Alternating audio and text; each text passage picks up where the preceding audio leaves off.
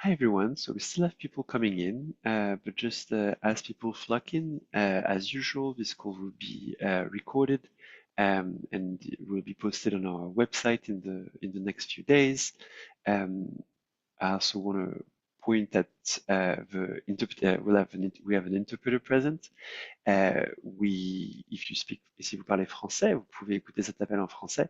If you only speak English, please do put yourself in the English channel because we'll have a presentation in French today from our colleagues from HAM. So will come a bit later in the call, but just making sure that everyone can listen to everyone in a language they understand. People are still coming in, but we have a bit of ground to cover. So I'm just gonna let a few more people in and we'll get started.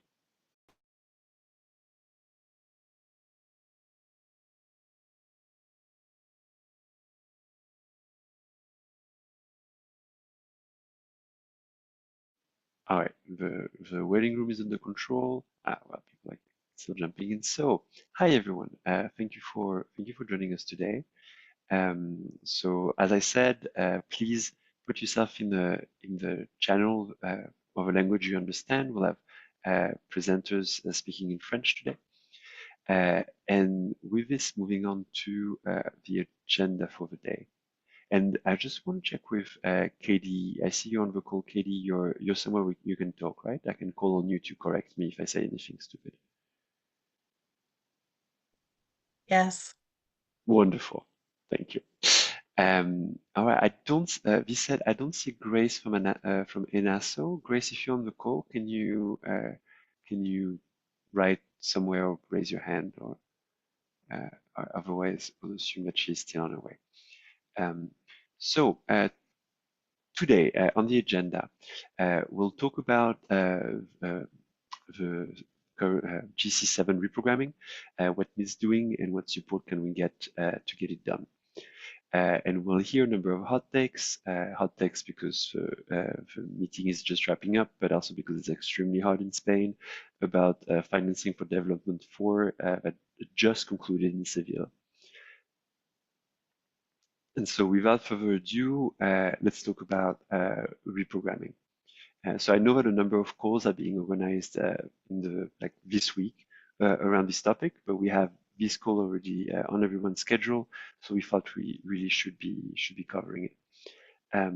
So we'll start with a bit of context. We'll look at the timeline of things to make sure that we're all on the same page, and then we'll hear from colleagues from the learning hubs from Francophone Africa and Anglophone Africa, their thoughts about how things are going in their region and what resources are available to colleagues to engage. So some context. So Grand Cycle 7 reprogramming, it's happening because of the confluence of two sets of factors. On the one hand, as you know, since January, the US, many US bilateral programs have been at first frozen, then just plainly cut. And that has created major gaps across HIV, TB, and malaria program worldwide. And even though there could have been some hope early on that this was a pause, all signs now point that most, or at least a lot of these cuts staying in place in the foreseeable future. And so there's a lot of unaddressed need just everywhere around the world. There is also a lot of uncertainty around current global fund funding. As you might know, there are every 3 years country companies, very wealthy individuals pledge to the global fund, but these pledges aren't immediately sent to the fund. They are slowly coming throughout the entire period, which we call pledge conversion. All that to say that there's a number of funders, including the US, but not only the US, where there's a lot more uncertainty than usual regarding whether or not they will contribute the full amount that they pledged in 2022. So for that reason, the Global Fund has decided that they would need to reduce the amount allocated to each country to essentially make sure that they don't run out of money before the end of the cycle. So this is like a quick summary of all past episodes. At the end of April, the Global Fund Secretariat has asked principal recipients to slow down expenditures on a number of what they identified as non-priority activities. The idea there was to ensure that as much money as possible was still available during the reprogramming period.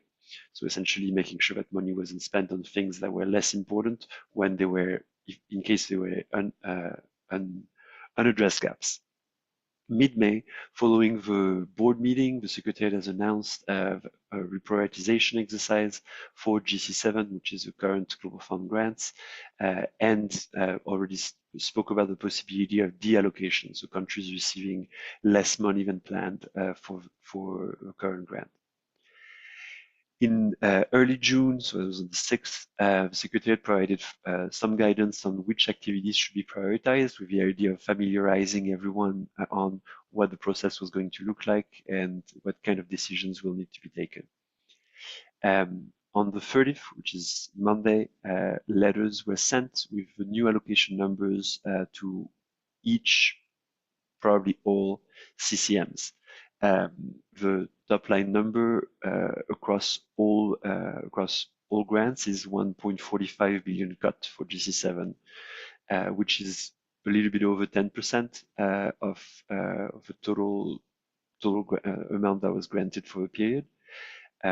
It's spread unevenly across grants, more or less evenly across countries. The numbers I've seen point at like somewhere between 8 and 12, 15% cut in country. For grants, you have some grants cut by a couple of percent, some grants cut by over 30%. So it's a bit more uneven on that front. So now what's going to happen in the next couple of weeks? So the reprogramming process will run from now until 28th of September. And there will be two phases, and the process is different for countries that are receiving several grants and for those who receive only one grant. So there's going to be a first phase from Monday, so June 30th to July 14th. That is going to be the validation by the CCM of the new grant amounts. Then there'll be a second phase from July 15th, where we're going to the actual grant revision is going to take place.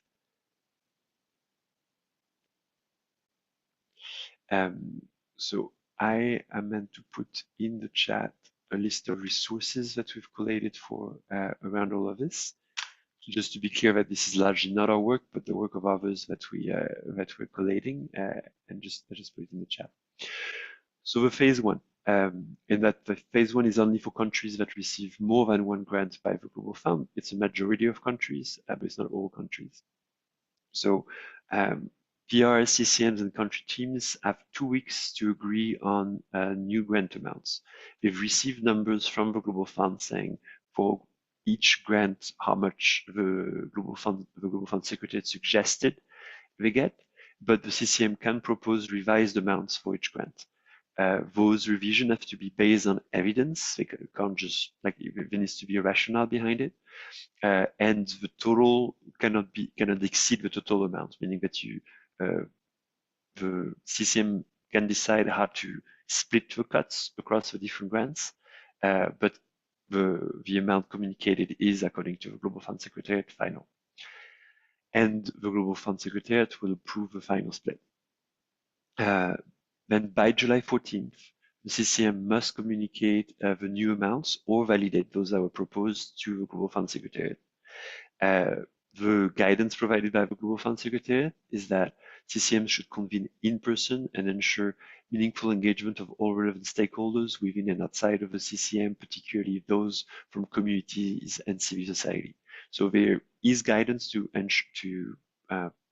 promote engagement and inclusive participation, but to be clear, that's not the same as requiring every members of CCM to sign off on the decision. So there is potential for some voices being disregarded here. Phase two, the actual reprogramming. Once the final amounts have been validated, the CCMPR and Secretariat teams will work on actual reprogramming, which means changing the detailed budget and performance framework to align with the new allocation numbers. So actually going into the grants and identifying like how much to cut where. That also means that I think it's possible to add new activities, especially the specific gaps left by American programs. But I don't think I've seen that explicitly mentioned on guidance, so I'll defer to our colleagues from the learning hubs to confirm that. The guidance adds that unless explicitly reintroduced, the activities paused in April will stay paused for GC7. So they have to be actively brought back to resume. The PRs will send the grant revision to the CCMs for approval. I'm sorry, this is a lot of process, but I think it's really useful to get to go over all of it. So the PRs send the grant revision to the CCM. The CCM has 2 weeks to endorse, and that has to be finalized by September 28th. So essentially, CCMs hear back from the reprogramming by September 14th. By the 28th, they need to have communicated the decision to the Secretariat. So sorry for that's a lot of information. I do think it's useful to know in particular because we're talking about very short turnover. What is it that needs to happen and when? To be clear, it's a rush process and it comes with a lot of risk, especially for community programs. The faster we move, the more likely we are to leave behind important things, and the less time we leave for review to ensure that everything is sound, etc. The key going ahead is really to engage. If you work in country, make sure that you stay in touch with your CCM members, make sure you engage with different level of implementers, SR and SSRs to understand well what is being moved around, where the money is going and where it needs to go, etc.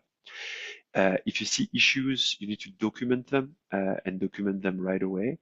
And you need to not wait, but immediately escalate. And for this, I'm posting in the chat an excellent tool that has been developed by colleagues with a lot of guidance on who to write to and how, number of template letters, etc.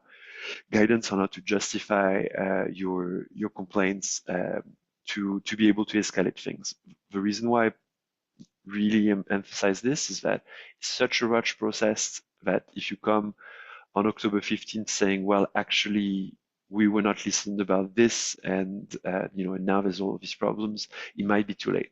And it might be a lot harder to then reopen the process. So you shouldn't hesitate to move things forward if you can document a particularly egregious problem.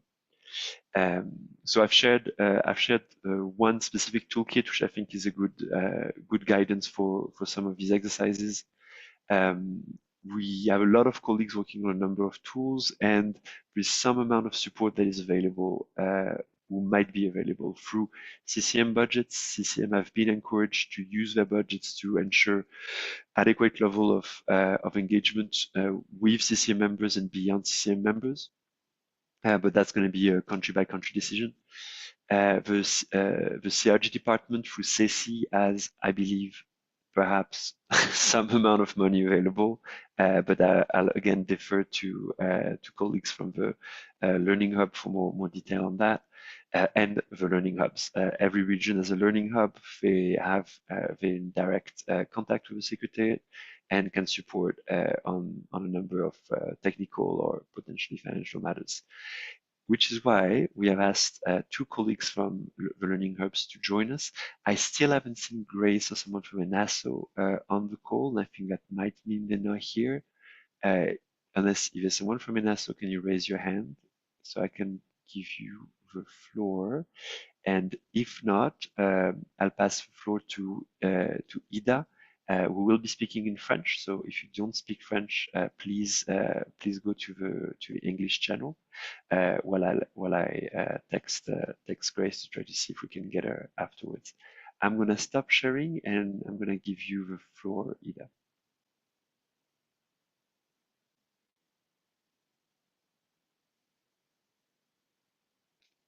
Ok, merci beaucoup, Kétin. Merci de nous avoir invités à ce call, le GFAN.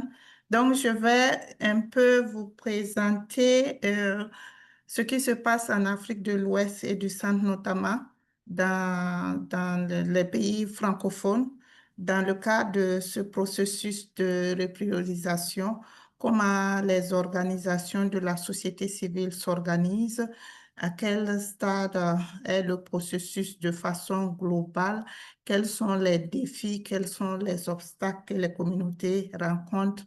Et également, je vais un peu partager quelques ressources que le web d'apprentissage de l'Afrique francophone a lancé, a publié dans le cadre de ce processus. Donc, je vais essayer de partager mon écran.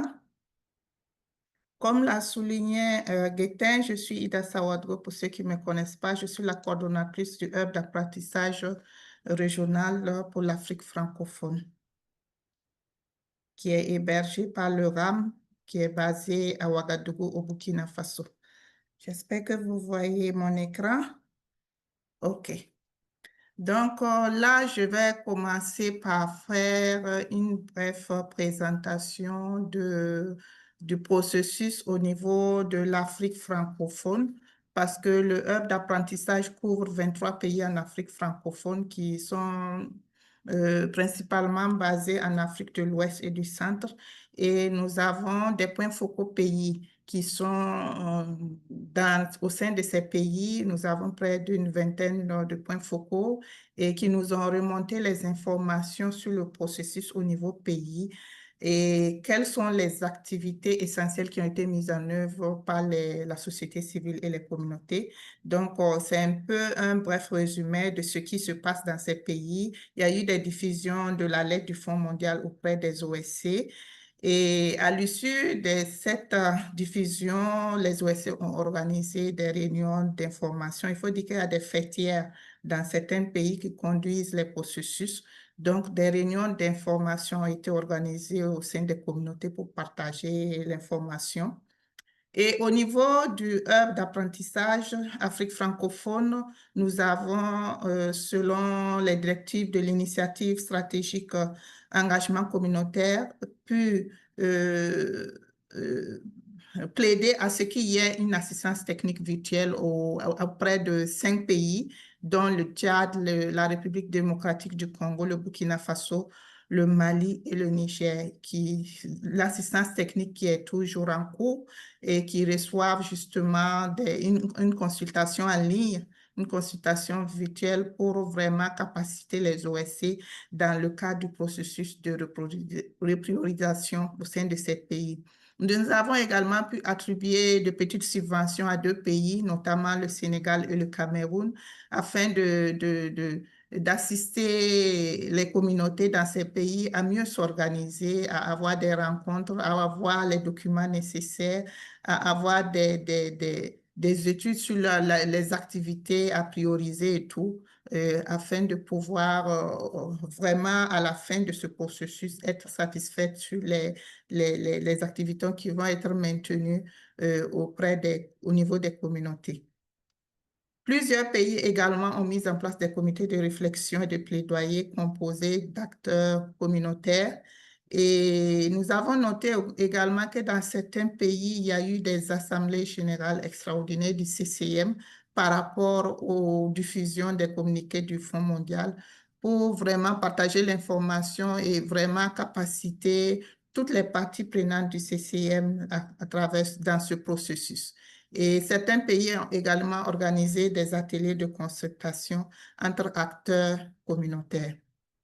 Quels sont les axes prioritaires qui ont été retenus au cours de ce processus? Il faut dire qu'au jour d'aujourd'hui, plusieurs pays ont reçu des missions du Fonds mondial, de l'équipe pays du Fonds mondial, et il y a eu déjà un travail préalable qui a été fait au niveau des PIA, des SA, et pour justement identifier les activités à maintenir, ceux qui doivent être arrêtés et ceux qui doivent être rationalisés. rationalisé, voulant dire ceux qui doivent être, dont le budget doit être réduit.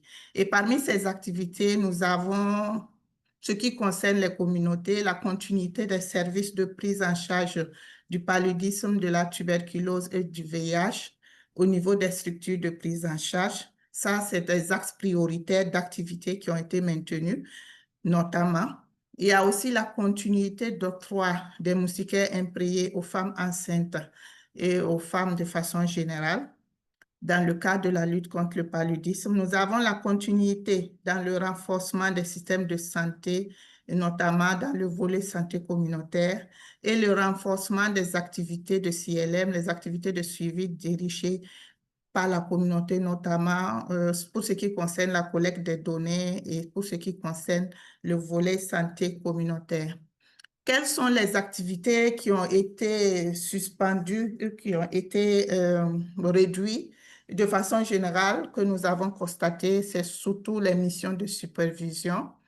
Il y a aussi des activités de formation.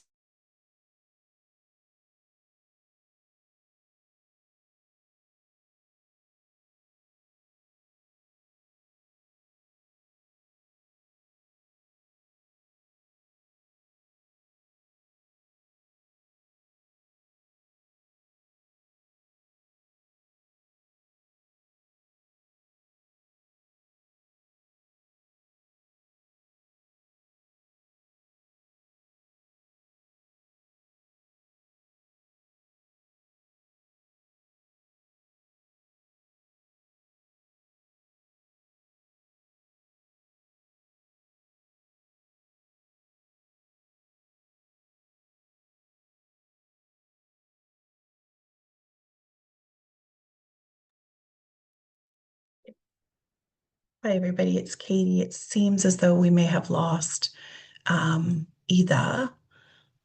Conte, are you able to have we lost you as well? No, it's fine. I thought you had lost me, but it turns out it's Ida that we lost. I always assume when it drops that it's me, but for once it wasn't me. I will wait to see when she pops back up, hopefully quickly. I think meanwhile, if you, and sorry for the slightly abrupt transition. I know Ida won't hold it against me. Is there any questions from anyone regarding generally sharing experience about the start of a reprogramming process in your country, or specific concerns, or are you aware of specific resources that exist or that you would like to promote? Please raise your hand and take the floor.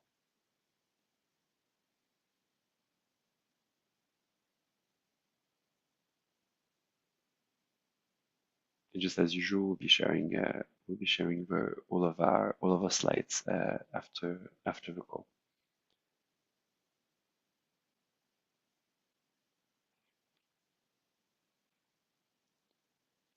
Oh, no one. I'm extremely worried about asking people to share experience because we were worried about opening that Pandora's box, but it seems that might not have been that we've been too worried about it.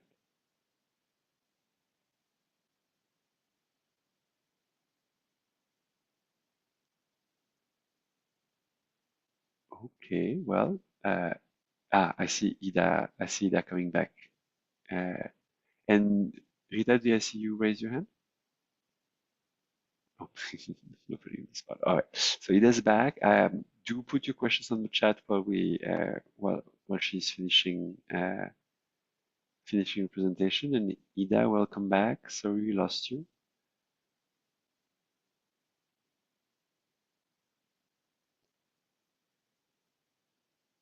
Ouais, je crois qu'on t'entend.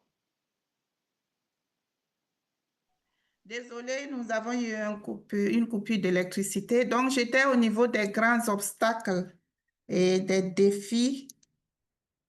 Je vais mettre, voilà, en format diaporama. Donc, ce que nous avons constaté au niveau de plusieurs pays comme obstacle et comme défi, c'est qu'il y a eu des perturbations dans la continuité des services, puisque depuis pratiquement le mois de janvier, avec les coupures des financements PEPFAR et tout, il y a déjà eu des perturbations et avec ce processus de repriorisation, ces perturbations vont s'accentuer. Il y a la démobilisation des ressources humaines communautaires. Plusieurs structures communautaires n'ont plus de personnel en tant que tel puisque les financements se font de plus en plus rares. Il y a la faiblesse du dialogue participatif et de la coordination et la surveillance et l'évaluation qui est un peu amédrie puisque les activités, beaucoup d'activités d'évaluation ont été réduites ou carrément supprimées. Et dans notre contexte d'Afrique de l'Ouest et du Centre, il y a plusieurs pays qui sont en guerre ou en situation très difficile. Nous avons beaucoup de déplacés, des réfugiés, des conflits communautaires. Et nous avons plusieurs pays qu'on appelle les pays à contexte d'intervention difficile, les COI, qui rencontrent vraiment des difficultés dans le cadre des prestations de services de santé. Il y a l'insuffisance des ressources financières pour la santé au niveau national et il y a la faible engagement du gouvernement à combler le gap financier et programmatique laissé par cette situation. Et dans le cas de la repriorisation, excusez-moi, donc plusieurs activités vont être suspendues et malheureusement, même à travers les plaidoyers que nous faisons au niveau de nos gouvernements, c'est pas évident que ces activités seront prises en charge par le côté gouvernemental. Donc, j'ai essayé de mettre un peu quelques ressources que le hub a mises en place, a diffusé dans le cadre de ce processus de repriorisation, notamment des présentations qui ont été faites lors des webinaires que nous avons organisés ensemble avec les autres hubs d'apprentissage ainsi que d'autres partenaires. Et ces ressources sont disponibles en français. Voilà, pour les pays francophones qui voudraient avoir accès à toutes ces informations. Merci. Je te repasse la parole, Kétin. Merci beaucoup, Ida. Et je vois toujours pas nos collègues des NASO sur l'appel. Si vous êtes là, s'il vous plaît, levez la main. So we can move on to the questions, question and answers. And I'm sorry for flipping between French and English. It's not often that we have these calls into languages. So any questions for either I, the rest of the GFAN team, or Ida? We even have a couple of colleagues from the Secretariat on the call, so if you have specific questions, they might be able to answer them as well.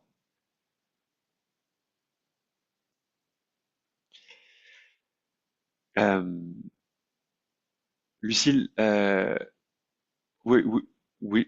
quelle analyse, pardon? Which analysis? Oui, je parlais simplement de ce que Madame Ida vient de nous présenter. Enfin, puisque les points semblent très... Enfin, ils démontrent que les acteurs ont été consultés en profondeur sur une période un petit peu plus longue que au moment où on a reçu l'information de la repriorisation. Donc, voilà, d'où ma question. Est-ce que le conseil d'administration a pu recevoir ces éléments? Ida, est-ce que tu as eu l'occasion de faire passer cette présentation ou les éléments d'information à des membres du conseil d'administration? Non, puisque le hub d'apprentissage, nous travaillons directement avec l'initiative stratégique engagement communautaire du Fonds mondial et ces informations ont été partagées avec l'initiative stratégique et c'est maintenant à eux de partager ça au niveau du Fonds mondial, mais spécifiquement le conseil d'administration, je ne le crois pas, je ne sais pas, mais je ne pense pas. Voilà, merci. Merci. I do know that that a number of delegations, at least, have been circulating, like not that specific PowerPoint, but related related resources and the same resources as Ida had been sharing. So I don't think they are unaware, but I don't know how much is circulating within the within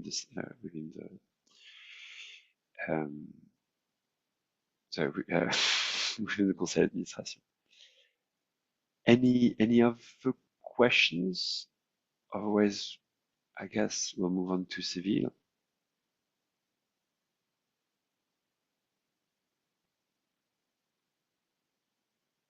One time, two times. Well then, Katie, I hope you're well settled in your room. I'm gonna put up your slides and we'll move on talking about financing for developments. Quentin, someone is trying to Sorry. add some questions in the chat, maybe before we move into. Yes, correct. Sorry, let me remove that terrible distracting slide. Sandrine, tu veux prendre la parole? Bonjour Quentin, bonjour à tout le monde, j'espère que vous allez bien. Bonjour également Ido qui a fait une très bonne présentation tout à l'heure. Mais j'aurais quand même voulu que les spécificités soient attribuées à chaque pays. Ça veut dire que si on dit par exemple ici, on a supprimé telle chose, qu'on dit par exemple pour le Cameroun, peut-être voilà ce qui a été supprimé, ou bien pour tel pays, voilà ce qui a été retiré. Ça permet en sorte qu'on puisse avoir des évidences et pouvoir adresser des plaidoyers un peu plus concrets. Parce que quand c'est un peu dans la masse comme ça, on ne sait vraiment pas à quel pays tel problème est attribué. Parce qu'ici, on en a énormément, on ne sait même pas sur quel pied danser. C'est pour ça qu'on veut des évidences pour pouvoir faire des plaidoyers clairs au niveau du gouvernement. Donc, c'est un peu ma préoccupation là-bas. Il y a beaucoup de questions à poser. Je n'arrive pas à poser le doigt pour poser ces questions exactement parce que je n'ai pas vu des évidences spécifiques pour, par exemple, le Cameroun. Donc, voilà un peu, je ne sais pas si on peut proposer des évidences après qui pourront nous aider à orienter nos questions ou bien orienter nos plaidoyers. Merci beaucoup. Merci Sandrine. Je vais quand même, avant de te donner la parole, Ida, pour répondre, je vais quand même dire que le processus commence uniquement maintenant. Et donc, a priori, parler de choses qui ont été supprimées, c'est pas encore le cas. C'est au plus des choses qui ont été mises en pause. Mais la décision finale comme j'en parlais en début de présentation, sera prise plus tard, d'ici le 28 septembre. Mais Ida, tu veux répondre un peu plus en profondeur? Oui, merci. Merci à Sandrine pour cette question pertinente. Comme l'a souligné Kétin, il faut dire qu'au niveau des pays, le processus est toujours en cours. Et je pense que plusieurs pays ont accueilli des missions du Fonds mondial, des missions des équipes pays du Fonds mondial. Et ils ont déjà examiné les activités à à suspendre ou à rationaliser, ça veut dire à réduire ou carrément les activités à continuer. Et on n'a pas la finalité de ces activités, mais dans certains pays, on dispose déjà de la liste des activités qui ont été suspendues. Et je vous conseille de rentrer en contact avec vos représentants au sein des CCM. Au niveau du Cameroun, il y a les équipes constitutives des CCM. Et vous pouvez vous renseigner et rentrer en contact avec les CCM parce que le travail va se poursuivre au niveau des CCM après la révision avec les PIA et les SA. Donc, c'est au CCM maintenant de revisiter les activités qui ont été suspendues et discuter ensemble avec toutes les parties prenantes ainsi que la société civile et les communautés et arrêter maintenant définitivement la liste des activités qui ont été maintenues pour la poursuite du GC7. Donc, nous vous conseillons de rentrer en contact avec le CCM du Cameroun et surtout avec vos représentants, puisque chaque groupe constitutif a son représentant au sein du CCM pour avoir les informations adéquates sur les activités suspendues. Merci. Thanks a lot, Ida. And I see a suggestion in the chat for some of the discussions to be summarized and shared. I see that Kelly has replied. I think as Kelly shares, if the question is to sort of collate, Delphine, do you mean essentially documenting what we hear about what is happening on the ground? Delphine? Ouais. Okay. So, yeah. So, I don't know how well positioned GFAN is with regard to like, we don't have that good of a local local implementation overview and oversight. That said, that is something we could absolutely talk about with our colleagues in the regional our regional partners. Try to see if we can put something proper out there. I know that like I don't want to put it on the spot, but I would be extremely surprised if Alanan, like the data etc. team isn't already working on something similar, because they typically are 2 or 3 steps ahead of us on most of those things. I don't see any more hands up. Just giving a second for people if you want to come in.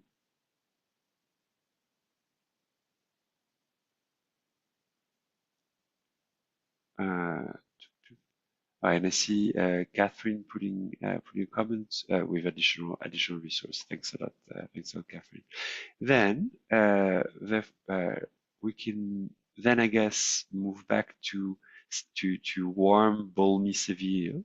And I'll give the floor to Katie just once I've been able to share my screen. All right, the floor is yours, Katie. Okay, thanks. And I was just trying to wrap up a comment in the chat too around that. You know, as Conte said, we don't, not only do we not directly have a network, we also don't want to duplicate sort of information gathering processes that are already taking place in terms of the CCMs, but certainly in terms of providing a summary that might be more useful in terms of specific more informed targets like Global Fund board members and the colleagues in their respective ministries that support them ahead of sort of committee and board meetings. We can certainly do that. And thank you. That's a really good idea in a way that GFAN can help fill some of the gaps while relying on sort of the good work of sort of others. So, but yes, I'm joining you from a different room than normal. I'm actually in Madrid today. Conte, maybe we can just put up the first slide. We just wanted to give you some hot takes from very hot Sevilla, although I'm now in equally hot Madrid. For those of you who aren't following sort of the acronyms party that's happening here in Spain at the moment, the FFD4, which you may see going around, is the Financing for Development 4th conference, and it is a UN process. So it's been quite an interesting process, but it's the first of these in a decade. People were generally sort of talking about a compromise sort of document that had taken place or that had come out of this process. But in Spanish, the word that they've been using is compromiso, which is closer to an accord or an understanding. And technically, they're calling the outcome document from FFD4 a commitment document in English. But I think the general understanding that it was a bit of a compromise is fairly accurate. So after the initial zero draft that was released several months ago, discussions continued and were hosted by Spain and their co-facilitators. And then just in the last few weeks, there was sort of the dramatic withdrawal of the US from the process and the conference. So the US is the only, I believe it's the only UN state that has not signed on to the commitment document. But also they haven't had a formal presence at the conference. And so, I mean, I guess just, you know, as a summary, while initially sort of health sort of really it had the barest of mentions in the document, Spanish officials were sort of fairly quick to point out in the last couple of days at some of the events I was at, as well as others, that, you know, as the drafts developed, it both went even less content on health and then to where it has landed, which, you know, only 3 sort of sectors, including health, do have sort of their own paragraph and specific mention in the document. So It's, it is what it is. We've posted sort of the link to what I call the outcome document, or as I said, it's called the commitment document, and it is currently available in a number of different languages, so you can already access it there. Some of the other links relate to some of the work done by civil society around the FFD, and so in addition to sort of the formal process through the UN, there was also this a formal, recognized and accredited process, the Civil Society Forum, which was hosted by an organization called the Society for International Development. And this civil society group has been active for well over a year, almost 2 years, in terms of preparing for this conference. It's not something that GFAN had engaged with before this conference, although we had read some of their materials and some of their asks around the outcome document. But there was a forum that was held on the weekend before the official conference began, and we were able to participate in that and saw many of you, I think, who are on the call, and a number of members from, all around the world that were able to participate there. And the interesting thing, I think, about that forum was it was, and do forgive me, but really was some very high level kind of almost geeky conversation around sort of the international financing system with a whole, bunch of its own acronyms, which was, fun to learn. But a lot of the people, the formal hashtag for the forum was FFD4 for people and planet. And so while the discussions were very high level in some cases around international trade, international financing mechanisms, and the sort of ins and outs of the financial systems that countries are working within to reach the SDGs, there was still the sense that most of the colleagues there were, advancing some kind of a climate or social services agenda, like health or education, sort of through their engagement in this. So a lot of the discussions were, water advocates talking about the disadvantaged systems around credit ratings and special drawing rights and conditionalities being imposed by various sort of donors or various sort of spaces. And I would say that while there was some discussion on health the first day, I think some of us who might have been there only heard health mentioned once or twice, but it did get a little bit better on day 2. But most of the discussion really centered around sort of the Bretton Woods institutions like the World Bank and the IMF, and UN sort of processes and functions, I guess, that are related to the international financing system. So people weren't really talking about other financing mechanisms like the Global Fund or the Pandemic Fund, which are, financial institutions in their own way, even though sometimes I forget the Global Fund is at its core a granting institution and therefore a financial institution. But there was no but there was no sense that we were out of place, I guess, is what I wanted to say. But what we were hearing throughout that forum is how difficult it was for civil society and communities to be accredited to the formal process.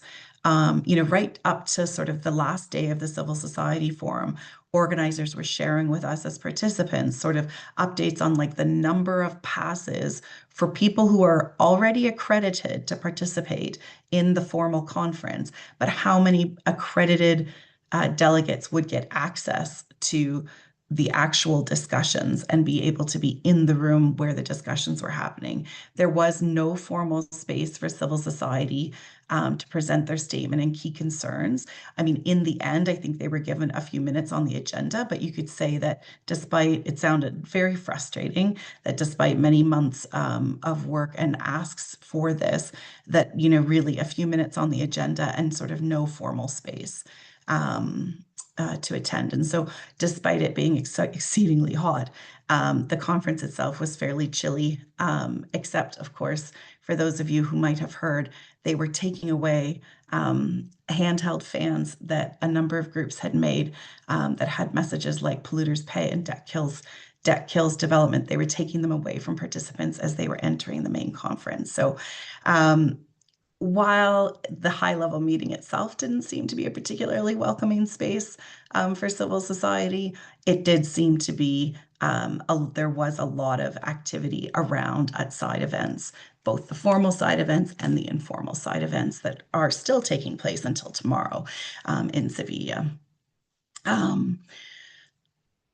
There were also, and I just noted that on the slide, there were 2 pledges that were announced 2 days ago from Spain and Luxembourg, and we congratulate, the advocates in those countries, particularly in Spain, who did a lot of work to keep the Global Fund and its pledge, alive for everyone. So again, sort of for us as GFAN, sort of, I guess my hot take is there was a lot of different sort of groups of people, different organizations that we don't often come across in our work as GFAN, but a lot of people, despite sort of focusing on the minutiae of the financial system, did in fact, come from a very progressive point of view of trying to ameliorate the financial services because of the risks to meeting the sustainable development goals. So in the next slide, if we could just go to that, and I'll just wrap up just to give you a quick idea. Yes, you are seeing a picture of Peter Sands with a white coat on that is filled with communities are experts messaging. Our main message and our main objective in being here in Sevilla was to sort of make sure that as much as we could, not being in the formal space, that we were sharing sort of key messaging and elevating civil society voices around the Global Fund replenishment within sort of the broader ODA and development financing advocacy spaces. And we were, we were there with colleagues from ITBC with the White Coats campaign, which we've shared before, and that communities are experts. And again, that campaign is about challenging who is considered an expert and who is invited into decision-making spaces, which was certainly, I guess, a relevant message for this conference. We had, as any good GFAN meeting does, we had a little bit of crafting involved, where we had colleagues and new colleagues who were sharing messages, adding messages to our white coats. We marched with the rest of civil society on a very hot night. It was, thank goodness for the Greenpeace colleagues who were going around spraying everybody with water so that we could, survive the march. And there was a large baby Elon Musk who was sitting on top of the world with a chainsaw marching. But it did feel, good to be out there and out on the streets and hoping to have our messages heard, even if it's not from within the conference. And then last night we co-hosted with Salud por Derecho, Friends Europe, and MSF Spain, an event where Peter Sands and Marisol Turen from Unitate were kind of the key speakers. A video from Ferida Tiamtore, who's a young women advocate from Burkina Faso, and her visa was denied. But she did create a wonderful and powerful video that we will be sharing sort of through our regular GFAN channels, and representatives from a number of governments. And it was just an opportunity to remind ourselves of the moment that we are at, the jeopardy that we sort of face going forward. And, we invited countries, we could thank them for their pledges, those who had made it, like Spain, and we gave others the opportunity to sort of express solidarity with the Global Fund, the process and the work, and they did. So it was a well-attended event, and I didn't know everybody in the room, and I always think that's a good sign for an event, but it was good to see some familiar faces as well. So that was my sort of, I guess, my hot take is, it was very hot.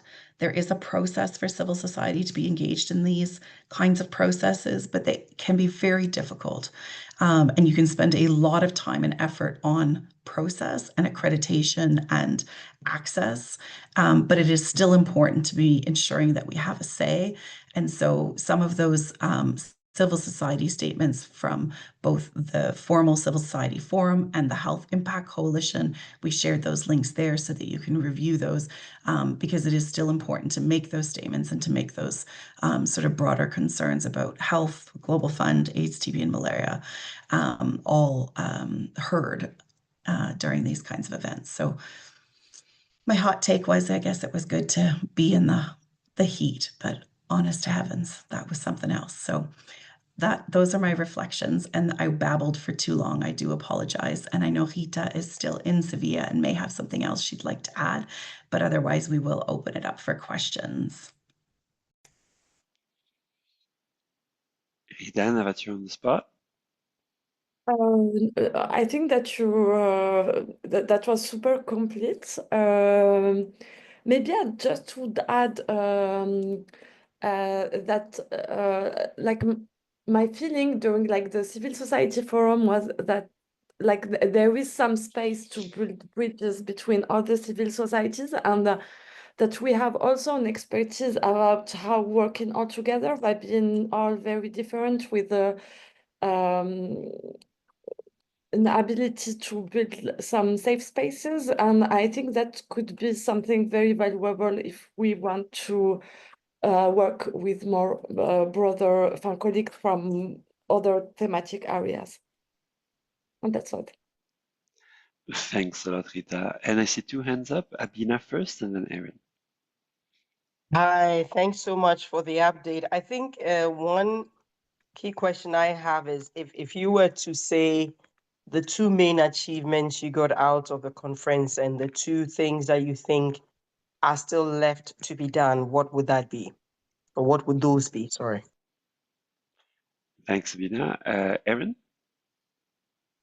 Yes, hi everyone. Some of you may know I've been engaging in financing for development with these groups for a while, and I haven't had the opportunity to speak with GFAN yet formally about this, but I was wondering, as you highlight, there isn't a lot of focus at financing for development on Global Fund and other more formalized ODA mechanisms, but I'm wondering from GFAN's perspective, how are you bridging this gap between, obviously the need for the Global Fund and other ODA formats, and also the fact that there are all these development groups who are really pushing for more localized and more reforms to the larger international financial architecture to allow countries to really invest post ODA, if you will. I'm just kind of wondering how GFAN is thinking about bridging those two kind of thoughts from the health perspective and the development perspective.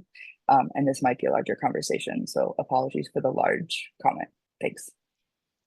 And Mike, and then we'll answer. Yeah, hi. Thanks for the update, really helpful. Just sort of building on the, and responding to the challenges of civil society sort of formal involvement in the process. What were the reflections of the broader civil society group of why they'd been so, why that had been blocked, and who was the responsibility? Where did the responsibility lie within the formal process for that sort of decision making? Was it the Spanish government? Was it the support of UN? I mean, so just sort of trying to understand the implications of like the lack of involvement of civil society, reflecting back for the Summit of the Future, for example, where, there was much more formal sort of, some formal recognition and opportunity for sort of civil society statements, but I mean, still fairly limited, as most UN processes are. But I guess just as we look forward now to this crucial period where there'll be a number of different processes happening, what lessons do you think that we can draw or were reflected upon over the last few days around, how we can make sure civil society is actually at the table? Thanks. In these upcoming processes that are going to be so critical for deciding the global health architecture, for example. Thanks. Thanks a lot, Mike. Ooh, I'm glad I was in Seville. Katie, Rita, for answers. So, I mean, I literally have arrived about an hour ago away from the conference. So it really is just sort of like, my hot takes at the moment is I haven't had much time to sort of reflect on it. But, starting with Abena's question, I think about sort of the top two kinds of things. And I think for us as GFAN, I think the sort of top thing would be that it is a space that we need to be engaged in, that it's not just sort of secondary to our core purpose, if that makes sense. And so I think it is something that we have engaged in more in the past. Like we were much more engaged in 2015 ahead of the ADIS conference. And I know, GFAN didn't exist for the previous ones, but, advocates from the field did.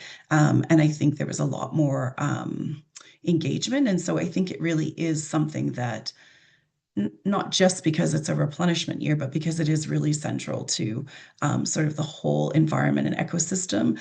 And then I guess, from my sense is like there's a lot, the second thing might be, there's a lot more solidarity than maybe it looks like, because I think the language is a little different from different fields, but I did feel like there was a broad agreement in terms of what was being expressed by civil society, certainly at the forum, in terms of, equity, local, even if not sort of communities, but sort of local engagement, local involvement, local knowledge of, different kinds. And so I did feel like there was a lot more commonality there than I necessarily expected to pop up in conversations about like credit rating agencies.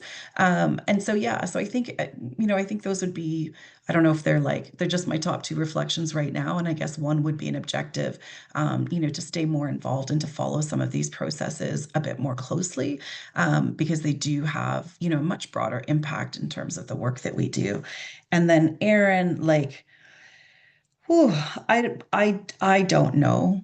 I don't know exactly how we try to bridge the gaps other than to, when we invited colleagues at the Civil Society Forum to join us in the white coats, I didn't go into great length as perhaps some other speakers did about sort of our issues and our asks and those kinds of things. And I just, reflected on that kind of shared solidarity and invited colleagues to join us. And there was quite a nice reaction with a lot of colleagues in the room coming up to talk to us about what was, what we were doing, what the white coats meant, and, what we, why we were doing it. And a lot of people who wanted to wear them more than we had, frankly, although fewer people wanted to wear it by the time we got outside on the Sunday evening and it was still 43 degrees or something.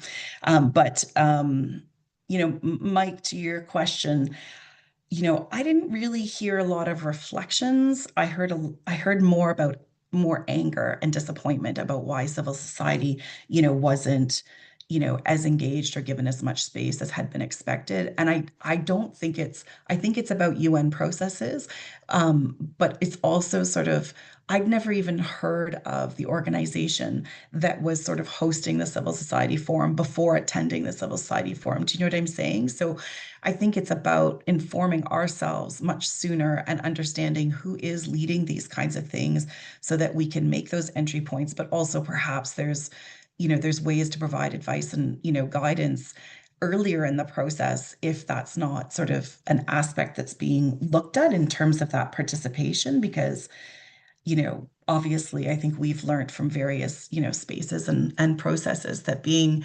engaged earlier and often is what's important, to have your voice heard in those sort of formal UN processes and really figuring out who are the decision makers within the UN structures on that. So I'm not sure I've heard reflections on sort of why that might be, but I do think that will probably come. And I think it will be useful to listen to that. And there may be space for us to support, and just, from our experiences doing high level meetings and as participants and leading civil society and community platforms to engage in those.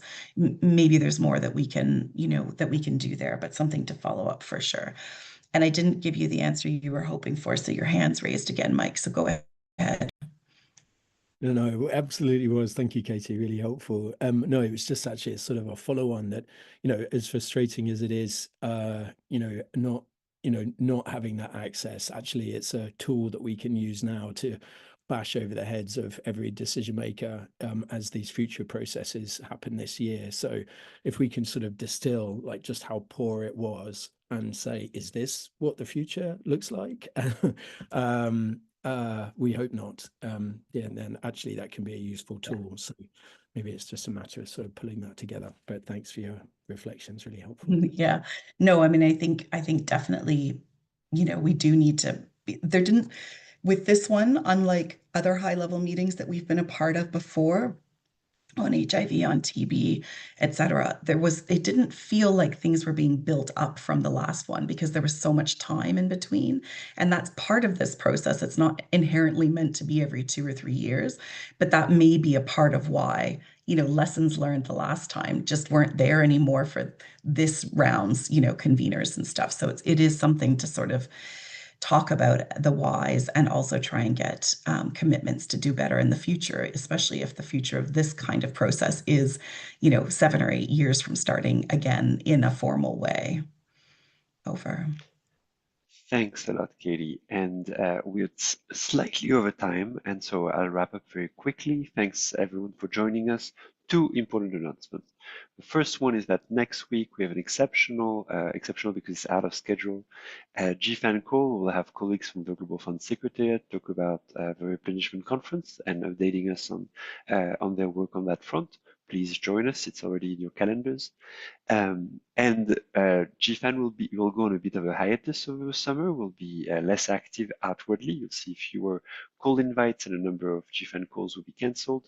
And this is to give us time to focus on like all of the background stuff we do have to push through during the summer.